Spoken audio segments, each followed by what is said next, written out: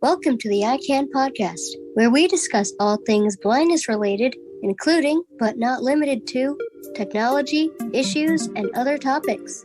I hope you enjoy. This episode, we'll be talking tech. Don't forget, you can find us anywhere you listen to podcasts, such as included but not limited to Apple Podcasts, Spotify, and all the latest models of the Victor Reader. Hi, I'm Brandy Kubel. Careers Plus is designed for young adult and high school students to prepare for high school, middle school, college, and their career of choice. The goal of this podcast is to advocate and educate while fostering a sense of confidence in youth to pursue college and the careers of their choice through interactive, dynamic learning experiences. My name is Ana Wisma. I'm Lex Ariola. Hi, my name is Patricia Figueroa. My name is Lisa Lloyd. I am Natalie Charles. My name is Logan Barantes. My name is Randy Owen. Hi, my name is Anjali. I am the music composer for this podcast.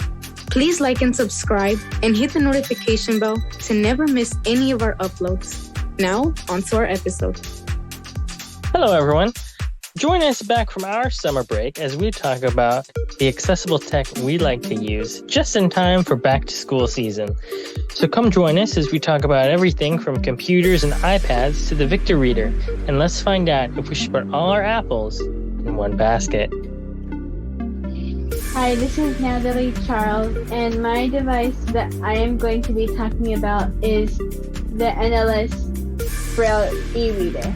The NLS Braille e-Reader is a little portable device. It's like a mini Braille note, but it's not a Braille note. It's 20 cells, and you could download books on it from Bard, NLS Bard, or Bookshare, and you can also get magazines on it. NLS stands for the National Library Service, and it is free. Technically, it is free, but you are put on a waiting list in order to get one to you.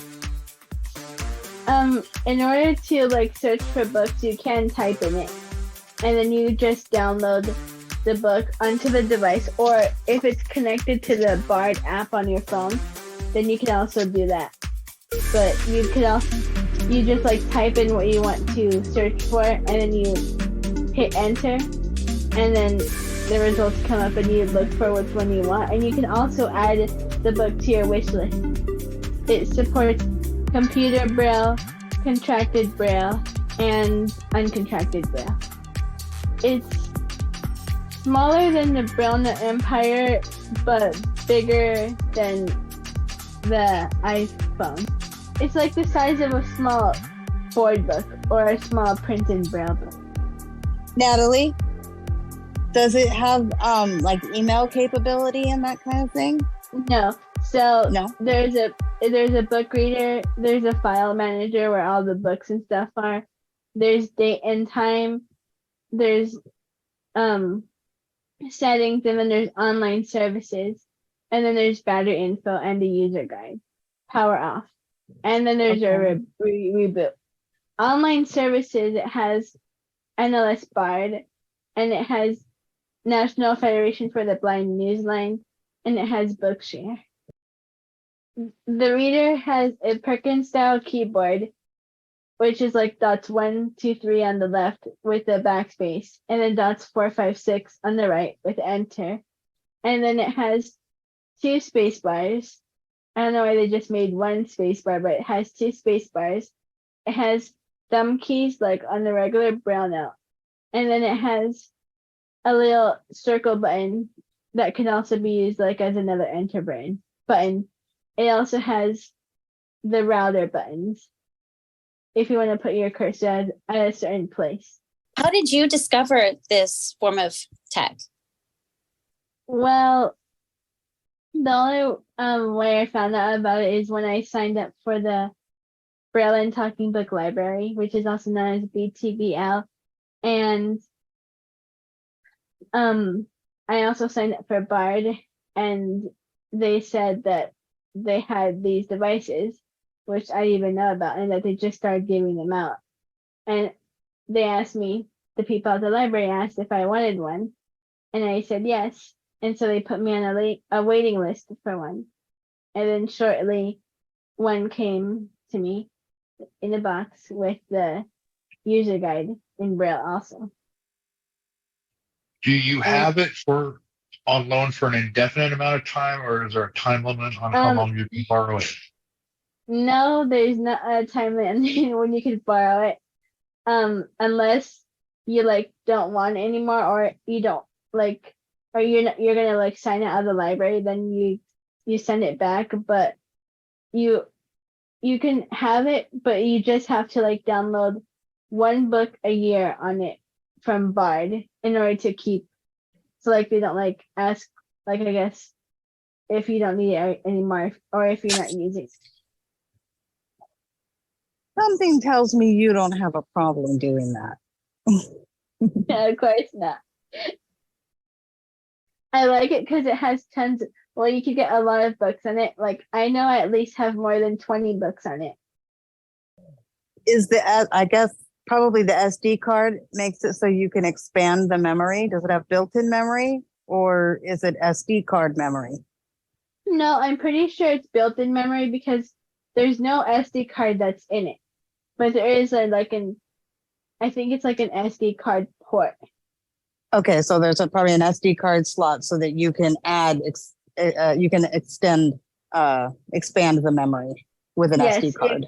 If you don't have any room, which probably much like a Victor Reader. Because I have a lot of books on there. I prefer to read Braille because I feel like I get like more into the story than if I was listening to a good audiobook. Like I do think audiobooks are nice, but I feel like I wouldn't really pay attention to it much, or I might just fall asleep to whoever is reading it. I also like reading Braille hard copy. I have a lot of Braille hard copy books, and so I really like doing it both ways. The portable e-reader I like because like if I am going on a road trip or somewhere where I won't be able to take a lot of books, I can just bring it, and it has books that I have in hard copy already, and I could just read them wherever I go. As for learning Braille, I don't think so, because if you were still learning or just learning Braille, you would have to like learn how to use it. Like in general, you would have to learn how to use the device and like navigate it. And so like there are different like keys and functions. I think if you're still learning Braille or just learning Braille, then the Perkins would be a good start. And then the Braille note takers like the Braille Note Touch and the Braille Note Touch Plus and the NLS e-reader or refreshable Braille display, or like any Braille note takers from companies like Humanware or HIMS. All right, I have a question for you, Logan. A lot of my friends who are blind or low vision use Apple products, and I know you're using Android. What made you get interested in using Android? Well, the answer is kind of twofold to that. First one being it's cheaper, but second being the fact that I was kind of while my mom and sister had Apple devices, I wasn't as comfortable using that, so I wanted to try and like get into that system because I had basic knowledge, because the first phone I actually had was a Windows phone, and that wasn't as accessible, but it's still running basic Android software. So I wanted to get on the Android system because I felt it would be an easier learning experience for me. And has it been? Yes, I have found that it's been a relatively straightforward process. I will say I personally, I think the philosophy for Androids is different from iPhones. Android seems to be better if you're low vision. So they have a lot of magnifiers. They have a basic screen reader through Google services. Um, but Apple is more like if you're completely blind, of they have a lot more help in that regard.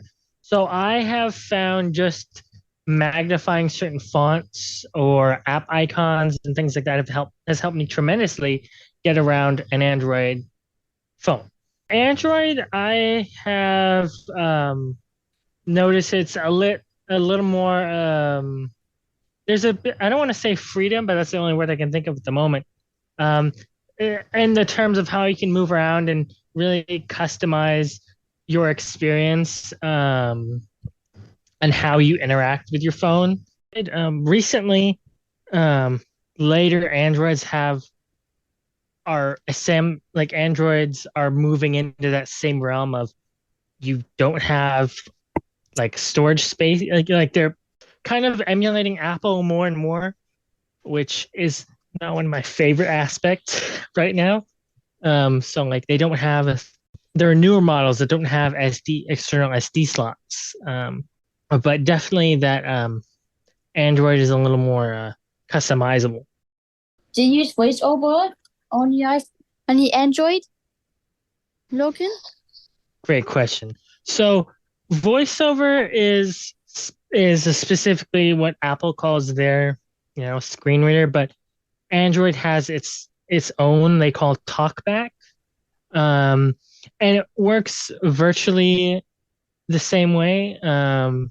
In that you can have different voices that read that'll read things on the aspects of the screen to you. You can set up shortcuts, so if you hold down the volume keys for a couple seconds, it'll automatically turn on or off. You can select which voice you have. Interestingly enough, Google and Samsung have their own versions of it. I found Google to be a little more accurate with with how it pronounces things and when it's reading to me. But yes, I do have a similar voiceover. So my favorite form of assistive technology is actually a voice projection system. Even though I have retinitis pigmentosa, I also have a vocal cord injury, which I obtained when I was 27 by having something stuck in my throat. So I have a pretty weak voice. It means that by the end of the day, a lot of times I don't have much of a voice and people can't hear me. And I'm often around people who are hard of hearing. They either have Usher syndrome or like my dad, who's 82, blind, and refusing to wear a hearing aid. It can be really difficult for him to hear me. So I use this voice projection system by Zoetek, ZOWEETEK. I purchased it on Amazon. It was about $50. And there are two parts of it. There is a headset that looks kind of like a normal headset with a microphone on it, which projects towards my mouth, and I can move that around as needed. And then there is the actual computer device piece that is like a little box, and I can wear it on my shoulder. I can also put it directly in front of the person who's hard of hearing. And if need be, they can even, if we're like in a busy restaurant, they can put that little sound box right up to their ear so they can hear what I'm saying. So when I use the voice amplifier system, I find that I don't have my voice as stressed, and I can go a longer vocal cord mile, so to speak. Sometimes I have a lot of meetings back to back, 3 or 4 meetings. And if I don't use my voice projection system, I won't have a voice at the end of it.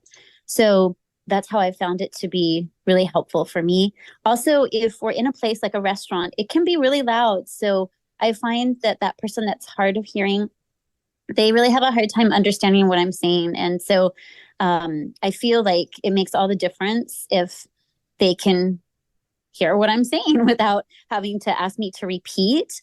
Also, when I wear a mask, my voice is more muffled. So it's really been a game changer for me. I put on an event with about 300 people in December for one of my daughter's schools. And I used the voice projection system. I was also wearing a mask. And it was kind of funny. People were like, wow, you looked so professional. And I was like, well, I wasn't trying to look professional. What I was trying to do was save my voice so that at the end of the event, I actually had a voice left. And for the next, couple days afterwards, I could speak.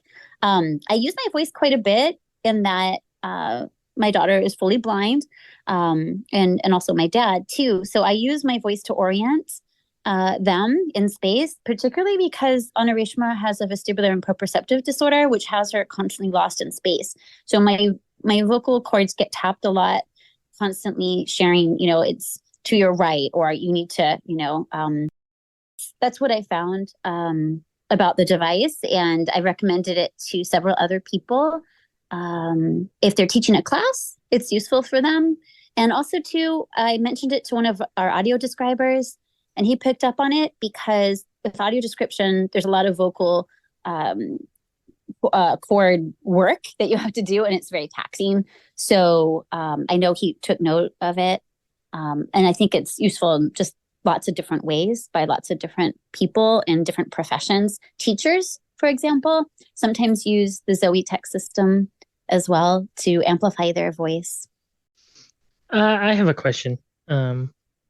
So with this system, is it something that's more like a speaker, like a microphone you would put like on your clothes, or is it something that connects to a phone, or how does it work? Yeah, it has it's almost like an old, some of the older school people will understand when we were carrying with us portable tape decks. We had a term for them, like Walkmans. So it's about the size of a Walkman, the part that has a shoulder strap and goes on my body. I have to charge it after using it for about 3 or 4 hours. I have to charge it for about an hour and a half. But that's okay because I just use it as I need to. And actually, I was doing a presentation at a conference recently, and the volume wasn't working on the computer on the presentation slides. So I was actually able to use this amplifier system to project to the whole room. There was about 35, 40 people in the room. So I was actually able to use it kind of off-label and project this very quiet sound on an iPhone to the whole room by just putting the microphone to the speaker on the iPhone. And we were able to kind of save the day and show 4 or 5 short, brief videos to the audience. So it was just a little bit funny to use it in that way, but it worked out great. It saved the whole presentation, actually. I have a question. Is it loud enough for a group of people to hear it? I mean, is it comparable to like a Bluetooth speaker? It is quite loud. I would say I actually used it to put to a microphone in the room when I was doing that presentation, just to amplify even more, because I was aware of the fact that some of the people in the room were hard of hearing. So I was able to put that device closer to them for the individual that I knew that was hard of hearing, so he could access the presentation. So it does help if you know who in the group is hard of hearing, in order to put the device closer to them. And it's got rechargeable batteries. Does it recharge like on like a micro USB cord? Yes, it does. Mm-hmm. Okay. And the part that is the headset also charges, as well as the device itself. And there's also a clip, so you could clip it onto your pants if you wanted to, or you could put it on as a shoulder strap. Who's next? All right. Anurishma? I use my brain chat to do my homework and emails. Letters to people, and Katie helped me with my homework. And I named him Winter. Anna Reshma has named all of her technology. So your iPhone has a name and you call it Ava. And she's named my iPhone and she calls my iPhone July because Mama's born in July, right? Yes, everything has a name. And I listen to Kids Pop, but sometimes I off key in my bedroom, right, Mama? On your Braille Note Touch? And my phone. Oh, on your iPhone. But we're talking about your Braille Note Touch right now, right? Yes. Okay. Sometimes it doesn't work. My brain chart doesn't work sometimes. That's true. And I get upset about that. I nobody have to live a while about that, right? Any questions about that?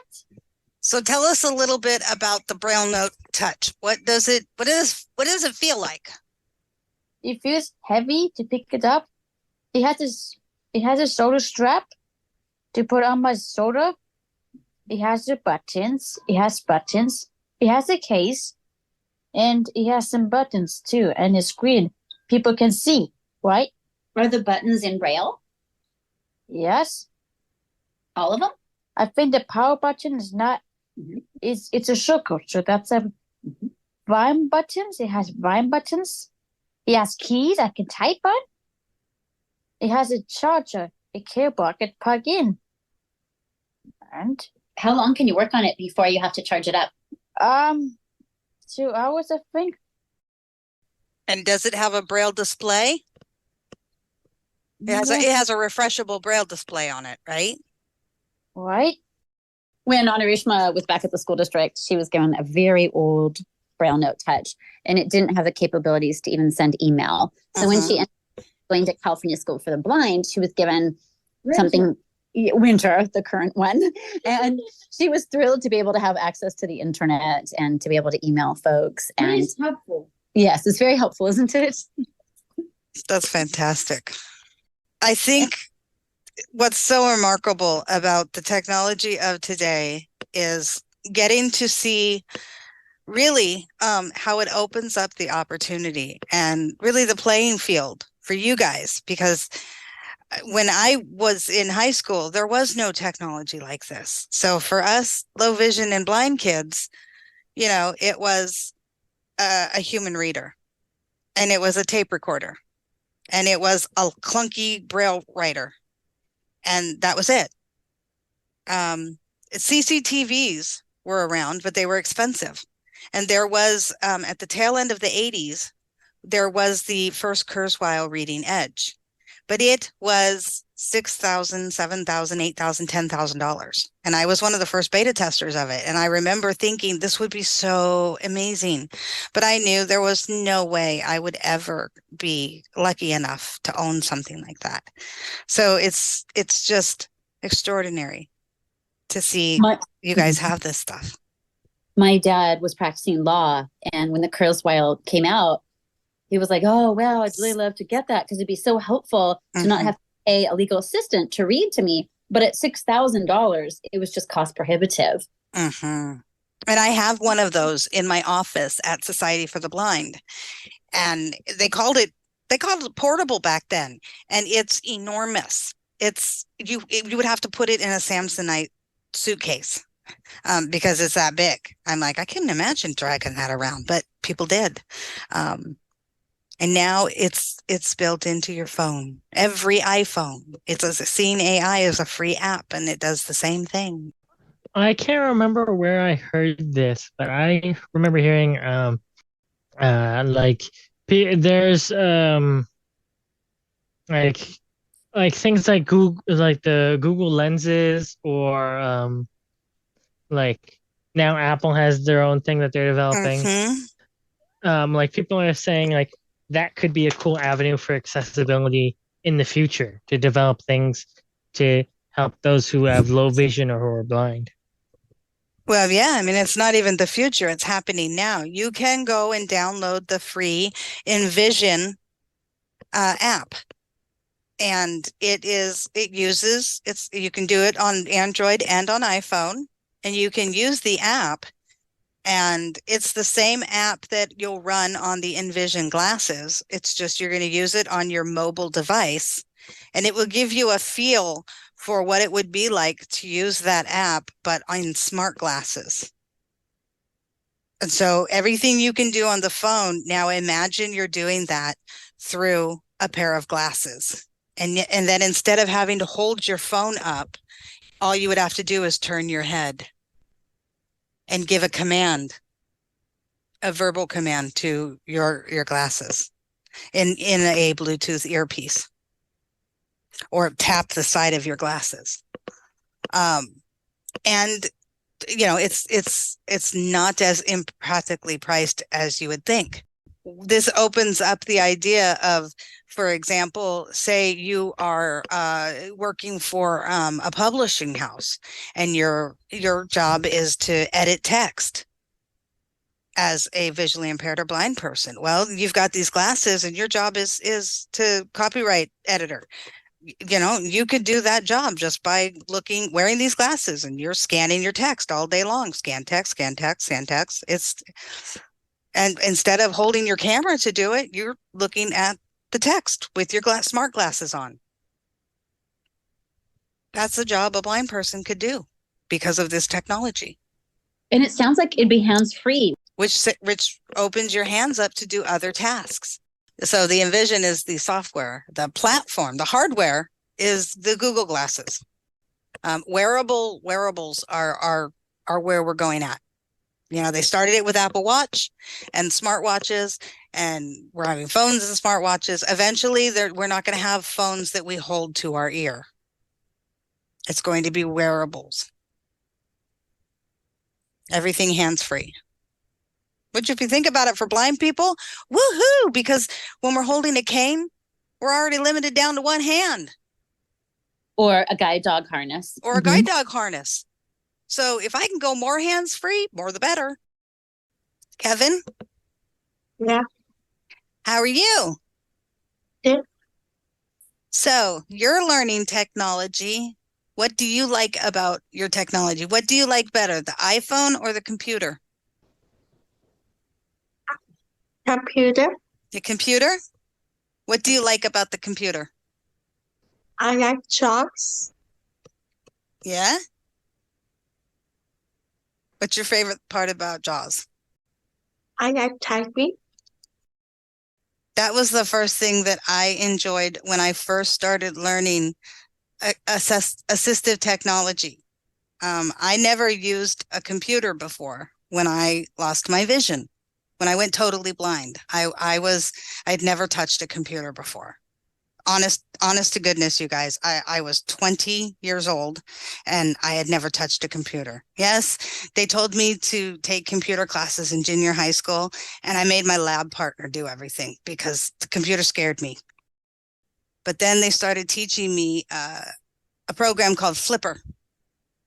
Yes, it was an old text-to-speech program called Flipper. And I learned in DOS, which was before Windows, and in word processing. And so I learned how to write in an editor. And the first thing I started to do, because I was always a journaler and kept a diary. So the first thing I started to do was keep a journal. And that's what I did when I was learning the computer, was I started to type and keep a journal again. And it felt really liberating, and I had fun doing that. My name is Patricia. I'm calling from Sacramento. I am a Sac State student, and I'm studying ethnic studies. And my assistive tech device is my Windows computer. Very cool. And is it a Windows 10, Windows 11? I believe it is a Windows 11. I think. Right. I think. Are you using it with JAWS or a Braille display? JAWS. JAWS. Very cool. And what do you use your Windows 11 machine for? For school. A lot of assignments here at Sac State are on Canvas, and so no other way to access it. Before I used to access this with the iPad, but upon learning about JAWS and when I learned JAWS, I discovered that I didn't really like the iPad. It was too hard to navigate. I mean, it wasn't hard to navigate, but JAWS was much more convenient. So I dropped the iPad and started using the computer. And what do you write papers on it? Do you read do you read your books on it? I write papers and read books using Kurzweil. Kurzweil? And what's Kurzweil? It's like a software to read books, PDFs. And do you have to scan those books in, or does the college scan them in? How do you get those books? The college scans them, and then they send it through email and put it in the Kurzweil. Oh, what's Canvas? Oh, Canvas is the platform. It's kind of like if you've heard of Google Classroom.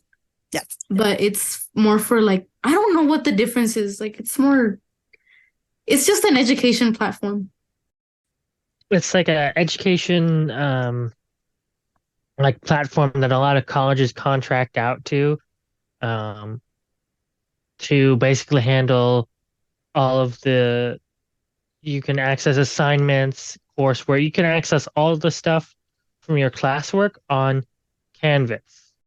Very cool. And I think a lot more. I don't know when it was first used, but I think it was used a lot more when it was like, like like work from home kind of, like the lockdown, because everyone had to access their stuff online. Very cool. Now, how are you guys at touch typing? Are you using the keyboard on the laptop? Do you use a Bluetooth keyboard? I thought you were asking him because you were like, how are you guys? I was like, no, you. Oh, me? Yeah, the one on the laptop. Yeah, I like this. I like JAWS better than the iPad. Because with the iPad, I had to use a Bluetooth keyboard. So it was much more inconvenient. Some of these desks at the college are tiny. They're like tiny. They only fit a computer. So you take your own notes in class on the laptop? No, I use a Braille note take. I use the Braille Sense 6 for notes. Oh, very cool. And then iPhone is just for entertainment purposes. That's cool. And then I have an iPad that I got from my quinceañera. I use it to play games. And TikTok, and for TikTok. Of course, TikTok. What is your favorite part of the independence that you get out of your PC for school? Just like being able to do homework on my own. Some of the classes, like I took this one class and they were covering sex trafficking. I'm like, I'm not trying to have my mom read that to me. Imagine if she would have to read that to me. I'd rather have like a something where I can read it on my own and my mom has an accent. Not to pick on people with accents, but still, if you can understand it better, then it makes you feel free. I think that's a great point. Having been a student before this kind of, assistive tech was out there and needing to rely on a live reader, that kind of material would be a little uncomfortable. So, yeah, I could totally agree. And also, like, my mom works in the afternoons from 5 to 9. So that would have been hard because my dad also has a visual impairment. And why would my dad want to read about stuff like the stuff we learned in the family class is tough. And so I'm not trying to have someone else like that. And just the feeling of having to have someone read to you. I mean, it's fine when you want it, but then if it's like for something like school and work, you kind of feel tied. Do you record any of your classes? Like in audio recording? They put it up there. They put like Zoom lectures for us to listen to. Oh, how cool. Yeah. And some of them have a YouTube channel, so we can go and watch the lectures there. When did you first get the laptop, and when you got it, was it like a steep learning curve, or was it like, oh, it's easy? I got it last year around this time, and it was one of those things where if you don't do it, you're not going to learn it. But then the more and more that you try it, then you start to dominate it a little more. I have to say, at first I was kind of like stubborn. Like I was thinking in my head, I really don't want to do this. If I have the iPad, why do I need JAWS? And then once I try, I was like, I'm gonna give this the benefit of the doubt. I mean, the classes aren't going away. I'm gonna have to be doing this every time. And I was like, yeah, this is actually better. This is. So it's part of it is also being open-minded. Oh, and also my tests, my quizzes. The testing center people, which is like where you accommodate your test, they would have it on JAWS for me instead of having someone like live read it to me. So that was so much better because then you can repeat the question whenever you want, and you can like go word by word if you don't get it. I mean, I like the system. So on Kurzweil, do you have like a camera or a flatbed scanner if you want to do any scanning? Yeah, I have a scanner. Got it from DOR. Have you ever used that? I'm just learning to use it with Sam. Oh, very cool. It's funny because last week when I was like trying to use it, I didn't have any she wanted me to get junk mail, and it caught me completely off guard because she was like, "Do you have any papers?" I'm like, "No, I don't have any papers." So I rush out of the room like, "Ma, basura, quiero basura." And she was like, "Basura de qué? Like what kind of basura?" It was basura is trash. And I was like, "Any basura mail you got from Smart and Final, anything, any basura la que sea." It was like, yeah, it was funny. And Sam was like, basura, we're gonna read basura then. It ended up being some junk mail from Sac State that they sent. Well, there you go. And so I'm assuming that you do your email on the PC as well. Hey, now that I've done it on the PC, I don't do it on my phone anymore.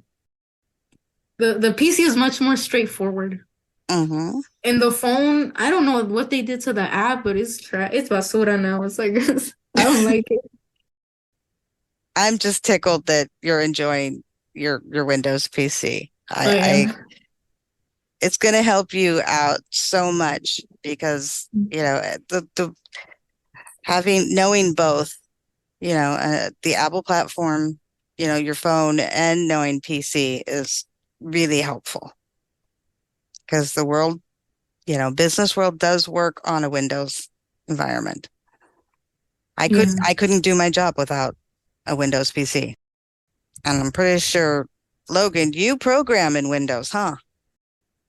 Yeah, I am kind of like a Windows fanboy, so I can.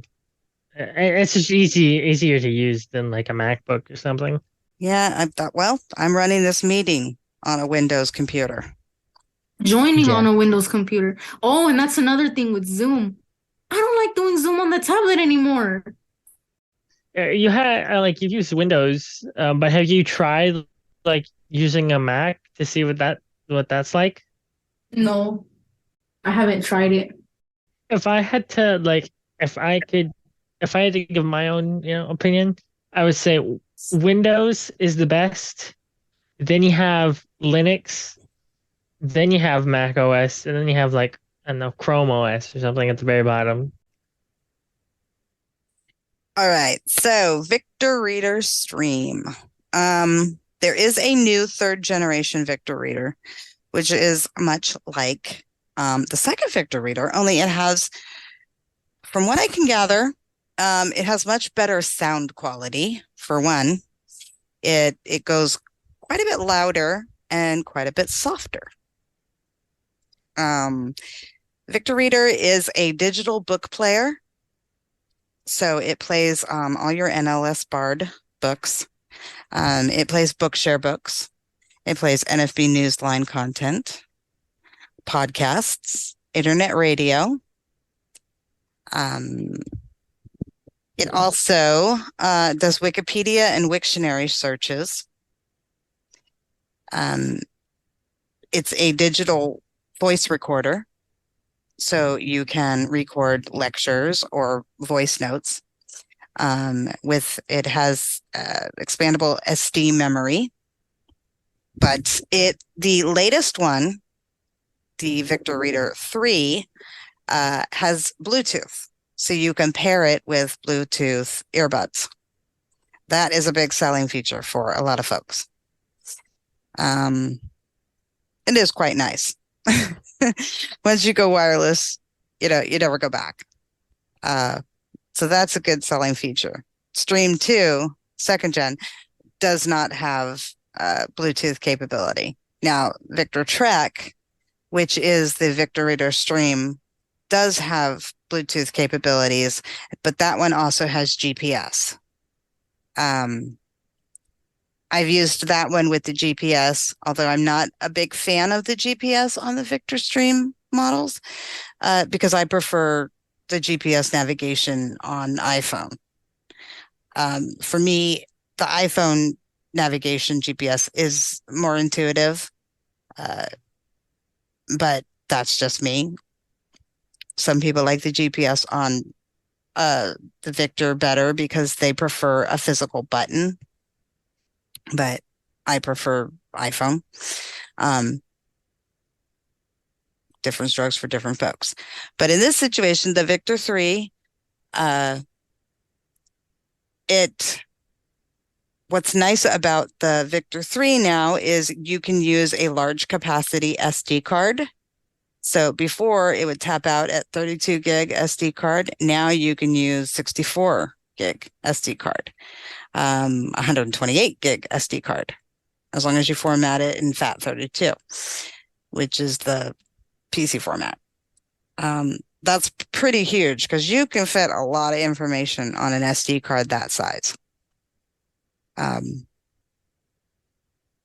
Or voice notes. You can also put music. You can play like MP3 files or iTunes format files, music files on your Victor Reader stream, which I do that a lot. So it's a pretty handy device. For students, this is how you can have all of your textbooks on your Victor. Yes, you can have them on your phone, but the battery life on your Victor is really good. So for some folks, they don't want to run down the battery of their iPhone, so they'll have a Victor. The voice notes are very handy. Like yesterday, I was showing one of my students, for example, how she could use Seeing AI on her iPhone to read her debit card or her credit cards.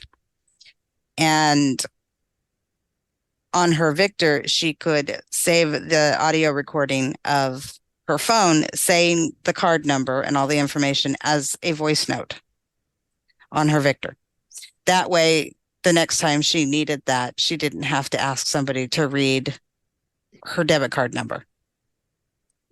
Now, yes, you could save that on your iPhone too, but in her situation, it was just easier for her to have it on her Victor in an audio format. So, this is just an everyday example of how you can use this assistive technology, in your everyday life. So for living skills purposes, or for school purposes, or for work purposes, these assistive technologies just make your life independent, and you don't have to rely on another person. For folks who don't have an iPhone, who maybe just have a Victor Reader, if somebody gives them a phone number, they can grab their Victor and do a voice memo and record somebody's phone number, and then it's right there.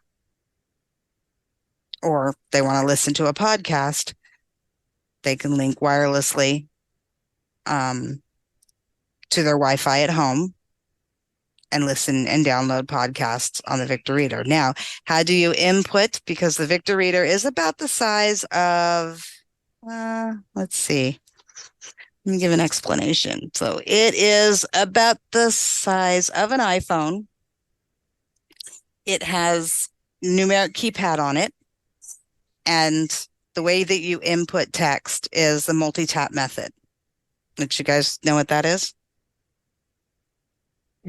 No. Okay, that's old school text messaging. So A, B, and C is found on key 2. So you hit 2 once for A, twice for B, 3 times for C. D, E, and F is on key 3. So hit key 3 once for D, twice for E, 3 times for F. So that's, just kind of like the old school text messaging on a numeric keypad. You guys might not remember phones before there were QWERTY keyboards on phones. You used to have to actually text message that way. It was a bit slower, but you'd be surprised how fast you could actually enter in letters. Like my nephews were really fast at it. They were just like smoking fast. And I'd still be like, 1, 2, 3, 1, 2, 3, 4, 1, 2, 3, 4. And they were already done sending a text message. And I'm still in the midst of trying to type out one word. So that's how you enter in text. And once you're linked to the internet, you can search the Bard library straight from your device.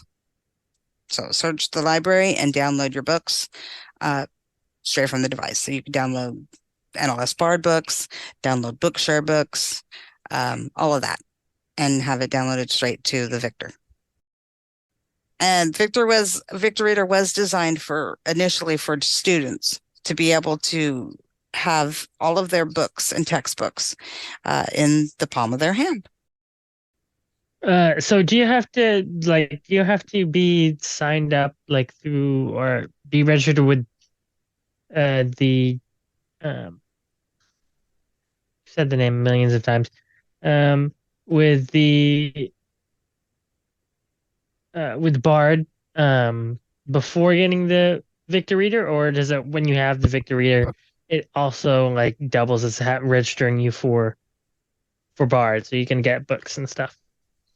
So when you get the Victor Reader, it does not have any information on it, including the user keys that you will need to be able to play, to be authorized to play NLS Bard material. So you'll have to have a Bard account or an NLS account, and then you'll register with the Bard, the Braille and audio recorded download, and you'll take your serial number and register with your NLS or the Braille and Talking Book Library, and then they will wirelessly push 3 user keys to your device over the internet.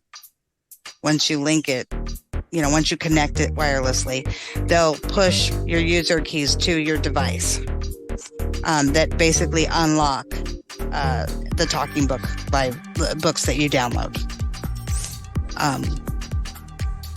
So yes, you have to be signed up with the National Library Service and your local Braille and Talking Book Library. But that's one of the things that I would help you out with when you get your Victor Reader. Same thing with NFB Newsline. Signing up for NFB Newsline, then they'll give you codes so that you can sign into your NFB Newsline account. Same thing with Bookshare. You sign up for that and activate those accounts. And with a Victor Reader, do you transfer files from your phone to Victor Reader? So you can connect it to your PC using a micro USB. Or actually, it's a USB-C now, because it charges using USB-C, and it also connects to your computer using USB-C. So you can transfer files by connecting to the computer, or you can just take the SD card and plug it into your computer if you have an SD card slot. But if you don't have an SD card reader in your computer, you can connect it to your computer, and your computer will see it as an external drive. Oh, and one thing I've done with the Victor is if you have an RCA cord, like, I don't know if you guys know what those are, but it's, where it's a male end on both ends. You can plug the RCA cord into the microphone jack of the Victor reader and then plug it into an adapter and then plug it into your iPhone. And you can actually record things from your iPhone onto your Victor reader and it will convert it to MP3. If you would like more information, please visit the Careers Plus page at societyfortheblind.org. You can also email us at EyeCanPod@societyfortheblind.org. That's EYECANPOD @societyfortheblind.org. Thank you for listening. Bye bye, everybody.